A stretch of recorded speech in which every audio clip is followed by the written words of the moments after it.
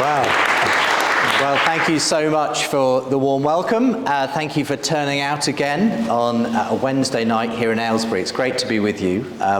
The M25 was doing its best to stop me getting here on time, but I'm glad to say I pulled in at just about 8 o'clock, and I'm really looking forward to sharing this conversation with Denis.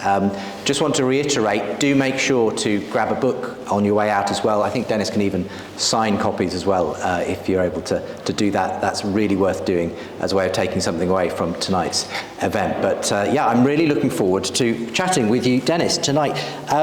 We're going to do it in the normal way. We're going to find out a bit about Denis, his life, his faith, his work, and then we're going to talk a little bit about this new book, Coming to Faith Through Dawkins, because that's a fascinating area that it'd be good to uncover. And then, of course, we're going to throw the floor open to questions. So please do, as we're speaking and talking through these issues, think what you would like to ask Denis, and I'll be selecting questions from the Slido app. The QR code is there on the screen. At any point you want to put a question in, we'd be delighted to take those questions towards the end of the evening. So welcome along, Denis. Good to be here. Sounds like you've had a busy day. A little bit busy, yeah. We had quite a few schools meetings, but they were good, they were fun, interesting. Good, yeah, so, good. Yeah.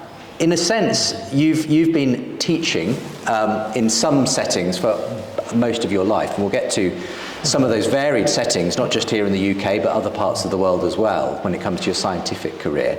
But tell us firstly about yourself as a young man. What was the way in which you first bumped into God as a young man?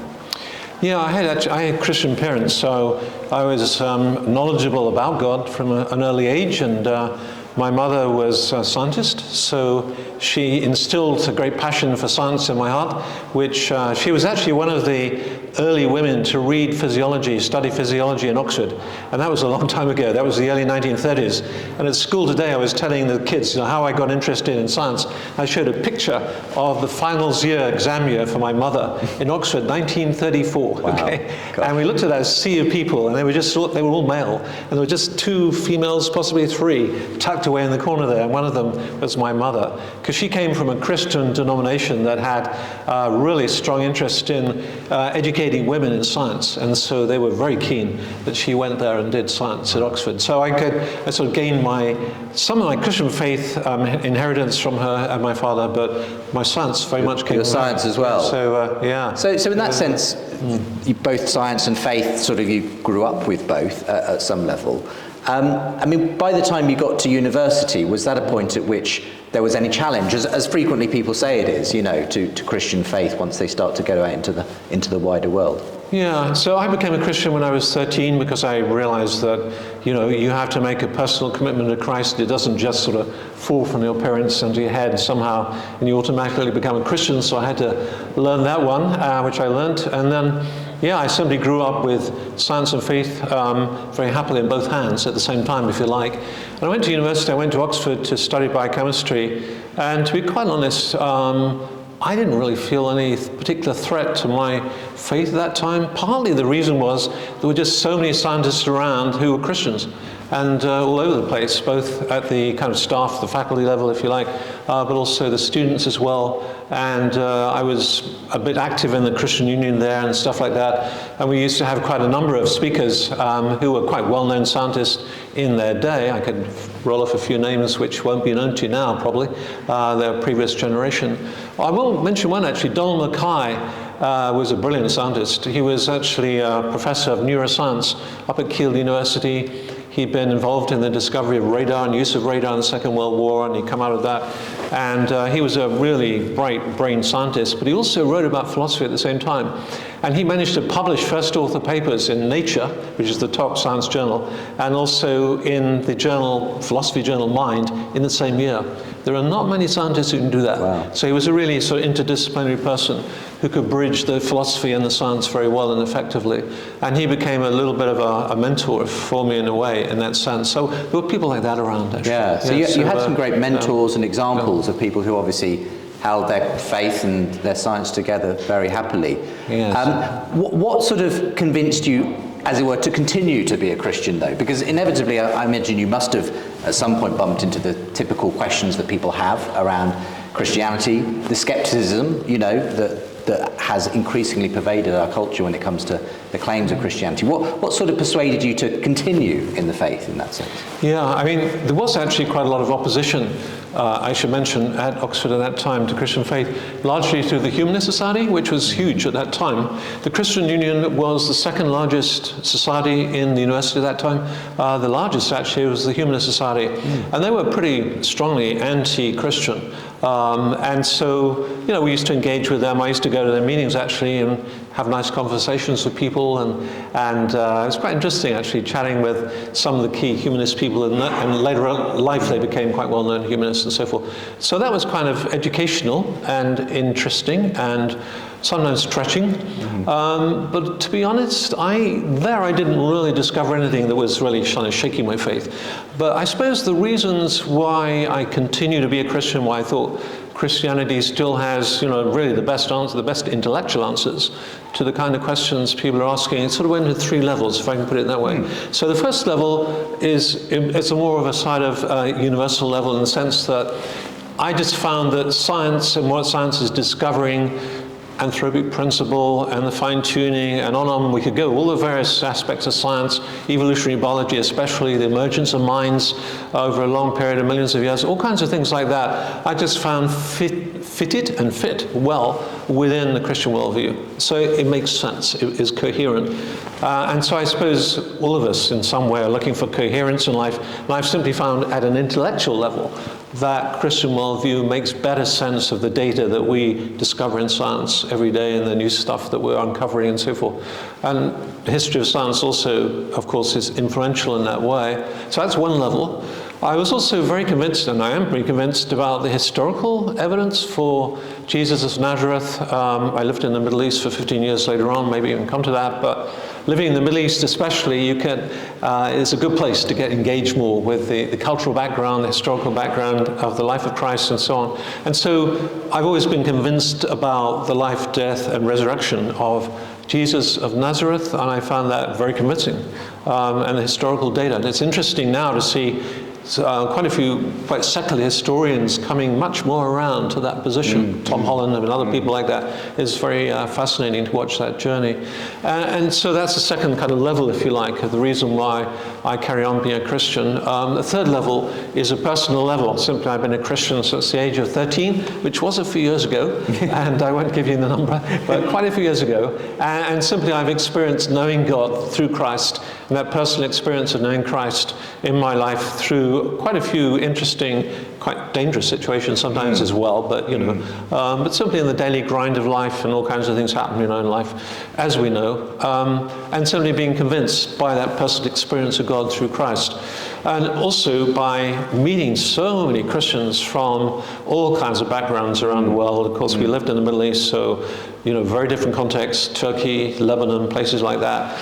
And I've traveled quite a bit, and you know, when you meet Christians, you know, it's one thing to join a stamp club or something, or be a bird watcher and meet other bird watchers in other parts of the world. Isn't that lovely, you know? You have something in common. You can talk about watching birds in Australia compared to England. Very interesting, you know? But there's something very different, I found, about when you engage with Christians from Hindu backgrounds and Muslim backgrounds, and living in China and in northern China where I was a few years ago, and just those Christians and their experience, and then you suddenly feel a real bonding and a common experience in a very deep way, and you go, wow, okay, they know Christ in the same way I do, even though they're totally different backgrounds. So that's interesting. Yeah. So as we heard from Sam, your areas of scientific research and study over the years have been genetics, immunology, biology, obviously, and molecular biology.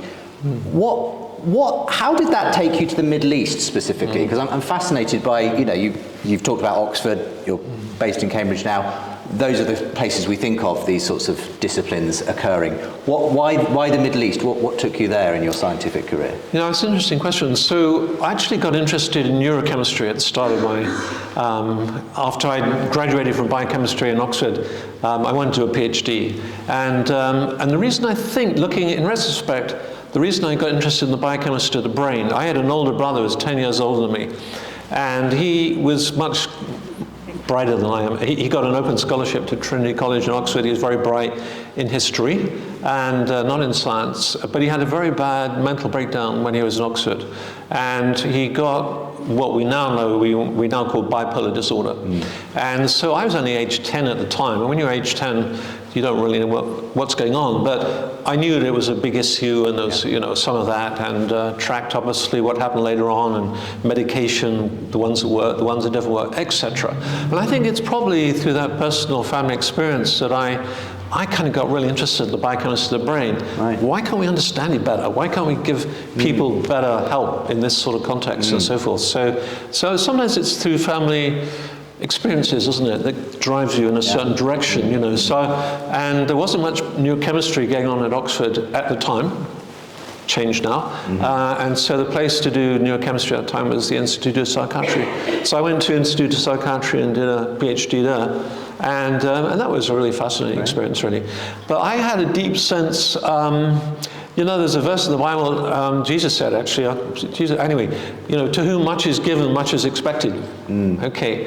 Sorry, I can't quite remember chapter and verse now, but we'll forgive you. Anyway, and that really spoke to me in the sense that, you know, I'd had a pretty nice background, and, you know, it had been pretty easy, and the way I'd been opened up to go to all that kind of stuff, you know, and I just thought, wow, I've been given so much, and I'm, you know, if I'm a Christian, quite a bit is expected of me. And so I just sensed a clear calling of God to go overseas and to serve God overseas, both in science and in faith. I've always kept them together, actually. And so I got a job in Turkey, over in Ankara, to help in setting up a new department and setting up a new lab, doing research in neurochemistry, actually, and to train a new generation of Turkish people in science, and to, you know, then send those people out to set up new departments and universities around Turkey. And that's really what we were doing.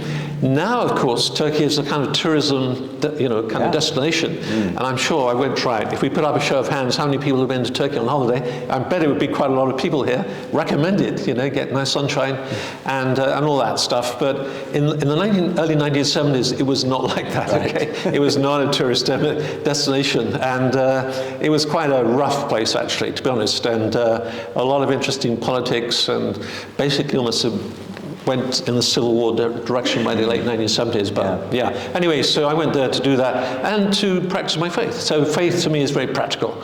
So practice is doing science, it's worshipping God through science, it's worshipping God through, you know, helping Turkish people to be trained in science and to become the scientific leaders of the future, which some of them are, the ones I trained at that time, have now become professors and heads of department, all that sort of thing. But also, just to help people who want to find their way to Christian faith, of course.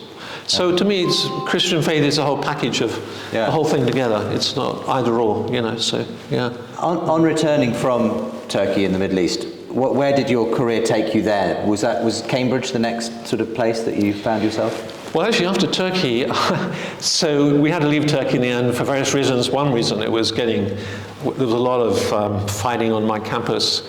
The campus where I was, the Middle East Technical University, was totally communist. So totally left-wing. There was a lot of fighting on the campus between the different